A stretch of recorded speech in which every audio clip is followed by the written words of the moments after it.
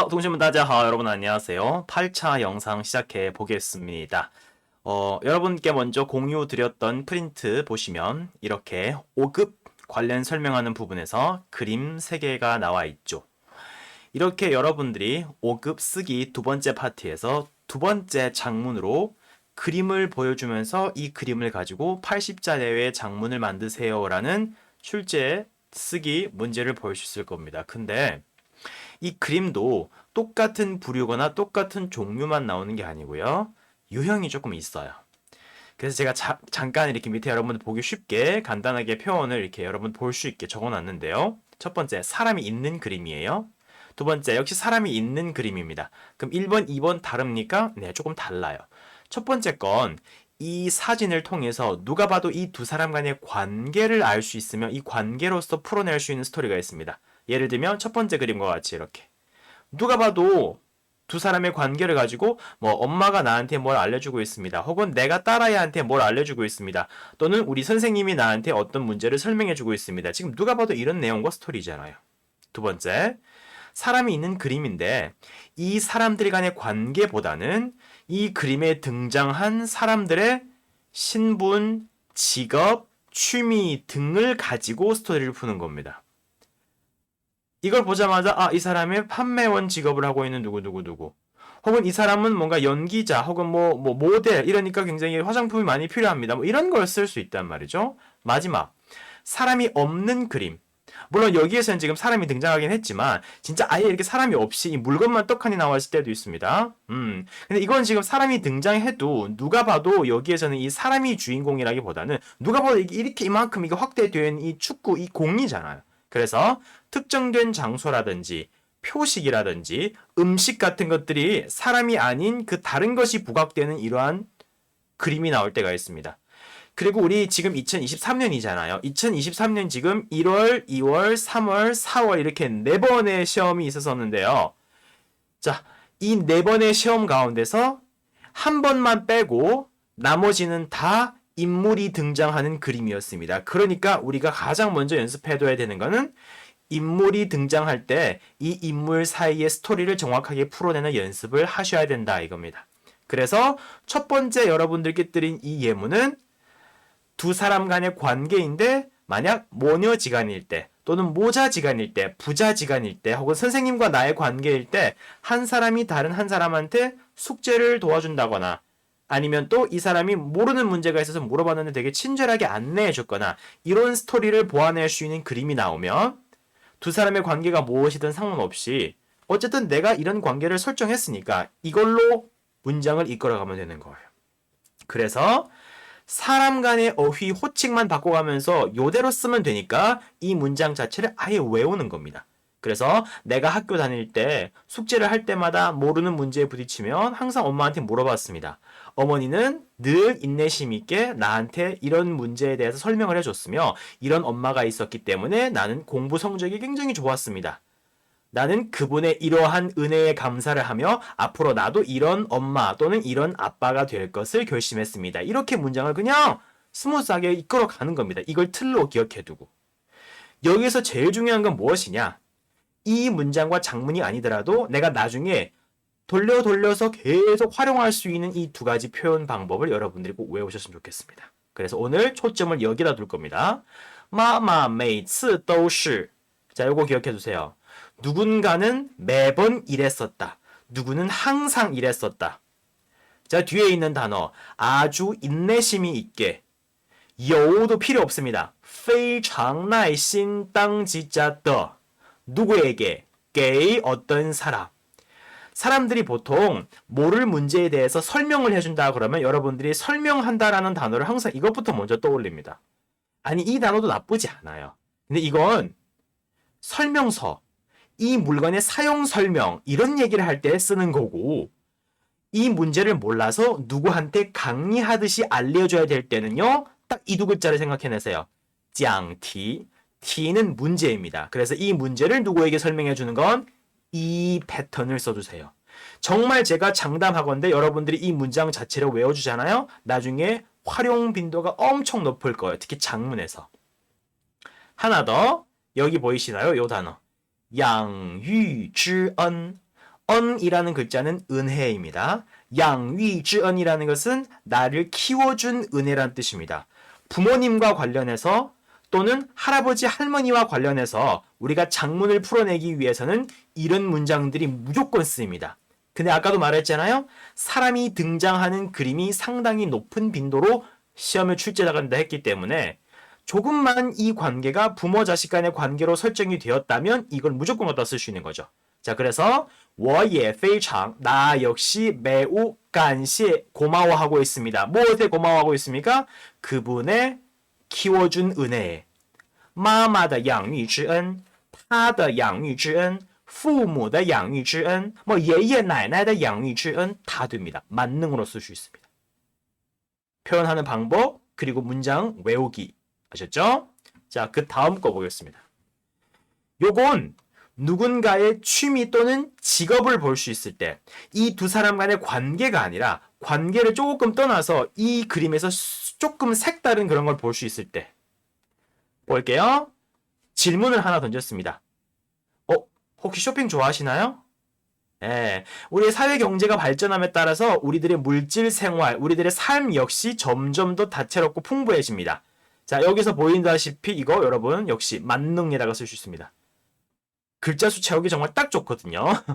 有人喜欢买漂亮的衣服 어떤 사람은 예쁜 옷을 사는 걸 좋아하고 有人经常买一些化妆品 어떤 사람은 또 화장품을 많이 사고요. 또 어떤 사람들은 자기의 취미를 위해서 花钱 돈을 쓰곤 합니다. 하지만 그게 무엇이든 우리가 즐겁고 내 자신이 행복한 게 제일 중요하고 이거면 되잖아요 라는 문장으로 만든 거예요. 역시 여러분들을 위해서 제가 두 개를 일단 골라놓은 이 문장을 어떻게 만들었는지 한번 봅시다. 외웁니다. 随着 어떤 发展 그러면 무엇의 발전과 더불어 무엇이 발전함에 따라서 이겁니다. 이 随着라는 게 야 여기 따라오세요 이 따라서가 아니란 말이죠. 어떤 변화에 따라서 뒤에 또 다른 어떤 변화가 있다는 얘기를 하는 겁니다. 그래서 사회 경제 발전에 따라서 뭐가 우리들의 물질 생활 역시도 物质生活 직역할게요. 물질 생활. 옛날에는 그렇게 여유롭지 못했다면 요즘은 많은 사람들이 다 여유롭게 할 것이 많고 살 것이 많고 먹을 것도 많고 우리들의 물질 생활 역시 점점 더 풍부해집니다. 정말 만능으로 쓸 수 있는 문장. 好,不管是为了什么事情 그게 어떤 일을 위한 것인지를 막론하고 자 여기에다가 단어를 바꿔가면서 그게 누구를 위한 일인지를 막론하고 不管是为了谁 누구 什么事情 어떤 일 그리고 뒤에 부분도 마찬가지입니다. 요걸 기억합니다. 只要就好了 여기까지 같이 기억해주세요. 이 시라는 글자를 생략해도 됩니다. 只要就好 라고 해도 되고 只要是就好 라고 해도 됩니다. 여기다가 무엇을 넣든 다 무슨 말이냐 이러기만 하면 된 거야. 내가 즐거우면 되는 거죠. 네, 그래서 무엇을 위한 일이든 나만 즐거우면 되는 게 아닙니까? 무엇을 위한 일이든 나만 행복하면 되는 게 아닙니까? 그럼 自己开心 대신에 自己幸福 이런 단어도 조금씩 바꿔가면서 이 문장을 다양하게 활용할 수 있잖아요. 외웁니다. 알겠나요? 자, 下一个. 여긴 확실히 그냥 취미랑 관련되어 있는 문장이라고 볼 수 있겠습니다. 아까 우리가 요 그림처럼 사람보다는 이렇게 물건이 강조가 되어 있을 때는 이런 문장 형태로 만들어주는 게 좋은데 문장 역시 마찬가지로 축구는 많은 사람들의 취미고요. 남녀노소 할 것 없이 모든 사람들이 이 운동을 좋아합니다. 이대로만 기억한다면 여기에 있는 축구만 바꿔주고 농구, 다른 거 다 바꿔줄 수 있잖아요. 어제 날씨가 좋아가지고 친구 몇몇을 불러서 근처에 있는 공원에 가서 좀 돌아다녔습니다. 거기에서도 我们也看到了一群孩子们踢足球. 아이들이 무리지어서 축구를 하더라고요. 나도 옛날에 굉장히 축구를 좋아하는 아이였는데 말이죠. 금방 80자 넘었습니다. 자, 그리고 역시 여기도 마찬가지로 요거 외워줍니다. 이런 건 정말 모든 사람들이 좋아합니다 라고 할 수도 있겠지만 문장을 더 다채롭고 풍부하게 만들려면 남녀노소를 막론하고 不管是男女老少 남녀노소를 막론하고 이대로 쓰는 겁니다. 다들 이거 좋아합니다. 大家都非常喜欢 뒤에 것만 이 운동, 这项运动 축구, 喜欢足球 예, 노래하면 喜欢音乐 다 되잖아요. 나도 이런 걸 좋아하는 아이였었는데 이 었는데 였는데 러를 쓸까요? No. 이걸 몰라서 이 문장이 자꾸 틀립니다. 어떤 녀석? 성징이란 단어. 자, 나머지 보겠습니다. 나입니다. 是一个非常喜欢踢足球的孩子. 이렇게만 썼으면 나는 축구를 매우 좋아하는 아이입니다. 지금을 얘기하는 거잖아요. 근데 지금 문장에서는 어떻게 활용해야 됩니까? 누군가가 이런 걸 하고 있는 걸 보고 있으니 나도 이랬었는데 我也是가 되는 거고 지금이 아닌 과거 옛날 일찍 사전에 한때는 이 감정을 살리기 위해서는 이징 아니에요? 정징을 써주세요. 我曾经 나 과거에도 나도 이런 애였는데 我曾经也是 이런 사람. 요렇게 여러분들을 위해서 세 가지 대표적으로 기억해 줄 수 있는 템플릿 같은 걸 여러분들한테 드렸고요. 그 가운데서도 정말 중요한 것들은 표현 방법과 이런 문장은 만능으로 쓸 수 있다더라라는 걸 외워두시는 걸 추천드립니다. 이게 다가 아니고 앞으로도 더 있을 겁니다. 자, 6급 보겠습니다. 6급 문장을 만들 때 정말 중요하게 생각하는 부분. 여러분들의 프린트에는 이렇게 자, 보기 쉽게 제가 다 네모로 표기해 두었습니다. 뭐냐면 이 네모들은 이 문장을 읽을 때 맥락 파악을 위해서 그래도 무슨 말인지는 알아봐야지 이 문장에서 어떤 얘기를 했는지를 알아보고 얘네들을 줄여가지고 밑에 있는 간단한 문장으로 바꿔가지고 위에 긴 문장을 짧게 만들 수 있는 줄여쓰기를 할 수 있는 그러한 표현들입니다. 그러니까 필요하다는 거예요. 이게 무슨 말인지 얘네는 알아야지 적어도. 알지는 못해도 읽다 보면 이걸 유추할 수는 있어야 되지. 그래서 여기에서 중요한 게 무엇이냐? 문장을 쓸 때 쉽게 쓰되 똑같은 표현, 중복되는 표현 방식은 최대한 좀 피해 주세요. 자, 그래서 어떻게 바꿨냐? 이런 건 그냥 갖다 나왔습니다. 예. 이 알이라는 사람이 있는데 처음에는 단지 취미로 이걸 하고 있었는데 다른 사람들이 딱 이걸 봤습니다. 이걸 딱 보고 나서 우리 아들도 이 알이라는 사람의 아들도 이거 어려운 표현이잖아요. 모를 수 있어요. 사람의 성공 스토리는 항상 어떤 스타일이냐? 누군가가 있는데 이런 일이 있습니다. 어떤 결심을 했는데 어떤 난관과 어려움에 부딪혔고 사람들이 비웃습니다. 하지만 아랑곳하지 않고 노력해서 성공합니다. 이 과정입니다. 그러니까 처음에는 사람들이 별로 신경도 안 썼던데 사람들 별로 이 사람이 대단한 것도 생각도 안 했는데 나중에는 이렇게 되었다고 했으니까 이게 당연히 우리가 기존에 배운 쉬운 단어 payful 누군가의 능력과 누군가의 실력에 감탄하다, 감복하다라는 단어가 되잖아요. 그래서 이렇게 쉬운 걸로 이렇게 바꾸라는 거예요. 당연히 연습이 필요합니다. 그래서 지금 위에 있는 이 두 줄에 있는 내용들은 여기까지는 지금 첫 줄이 된 거고요. 그러니까 아들이 이 사람의 작품이 대단하다고 생각해서 어떻게 했습니까? 이건 너무 쉽잖아요? 그렇죠. 파다왕상 인터넷에 올렸습니다. 뭐 사진을 찍어갖고 올렸습니다. 이게 필요 없잖아요. 그래서 많은 사람들의 시선, 주목을 끌어들였습니다. 자, 이거 짝꿍 단어. 시일러 많은 사람들의 눈빛. 그 얘기인즉 많은 사람들의 이목을 집중시켰다. 심지어 이 사람들의 작품이 이 사람들이 아니라 이 사람의 작품이 해외에 있는 예술가들과 또는 이 사람들한테도 정말 인정을 받게 되었습니다. 자, 이거 기억합니다.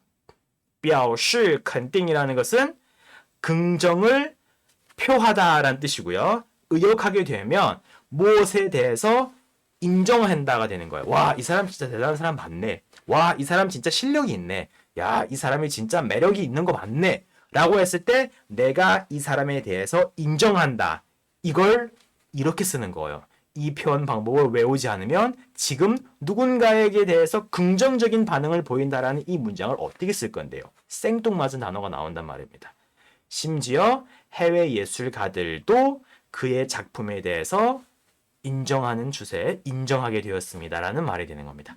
자, 위에 있는 문장을 정확하게 읽는 것도 중요하지만 밑에 있는 1, 2, 3번이 왜 이렇게 바뀌었는지를 파고드는 게 여러분들의 공부 방법이고 이걸 외워주는 게 나중에 여러분들이 작문을 위해서 밑거름이 될 수 있는 겁니다. 마지막. 자, 阿里把自己的爱好变成一个事业. 이것도 A가 把 B를 A가 B를 变成了一个 어떤 거 变成了一个 C. 그러면 A가 B를 C로 만들어 버렸다는 겁니다. 이게 그렇게 쓰일 빈도가 높은 문장인가요? 그렇죠. 한 사람의 성공기가 어떻게 된다고요? 원래는 본업이 아니던 걸 그 본업이 아닌 것에 재능을 내가 스스로 발견을 한 다음에 이걸 가지고 나중에 내 사업과 내 업으로 만들어서 크게 성공한 스토리라고 했잖아요. 알이라는 사람도 자신의 취미를 사업, 일로 만드는 겁니다. 그래서 취미였던 걸 나중에 이걸 이용해서 엄청나게 큰 돈과 많은 것들을 얻게 된 거죠. 好,他制作了很多作品. 이 사람은 아이고야 죄송해요. 여러분들의 프린트에 한번 볼까요? 여기도 혹시 오타가 생겼는지. 여기도 오타입니다. 이거 바꿔주세요. 제가 최대한 오타 검사를 한다고 하는 게 이것도 발견을 못했네요. 자, 制作가 아니라 制作 제작으로 써야 되죠. 요게 맞아요. 요게 맞습니다. 요게 맞아요. 네. 制作 요거 바꿔주시고요. 여기도 마찬가지입니다. 그 사람은 제작했습니다. 많은 작품을. 이 작품들은 어디에? 艺术馆과展览馆 전시관에 收藏 수집 당했습니다. 라는 것은 이 제품이 이런 전시관과 박물관에 이미 들어가서 전시품으로 걸려 있다는 얘기예요. 그 말을 중국어로 이렇게 해야 되는 거죠. 그래서 누군가의 작품이 被 어떤 전시관과 예술관에 의해서 收藏 되다라고 해야지 이 표현이 정확하게 만들어지는 겁니다. 被 어떤 곳 收藏입니다.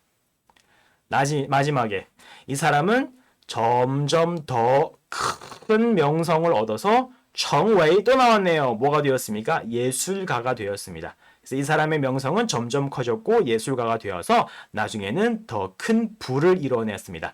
자, 중국어에서는 부를 창조하다 그럽니다. 创造 해내다, 出了 많은 큰 재산 부 이렇게 쓰는 겁니다. 역시 누군가가 성공했을 때는 항상 등장하는 얘기. 이걸 통해서 엄청난 부와 엄청난 가치를 창조한 거기 때문에 외워두고 의미와 단어만 바꿔가면서 꾸준히 이런 단어들, 이런 문장들, 표현 방법을 활용할 수가 있다는 걸 알려드리고 싶었습니다.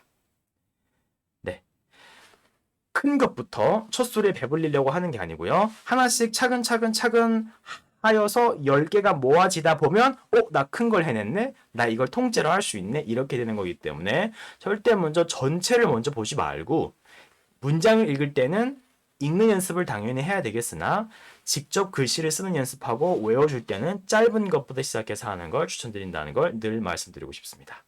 네, 오늘 영상은 이 정도에서만 마무리해 보도록 할게요.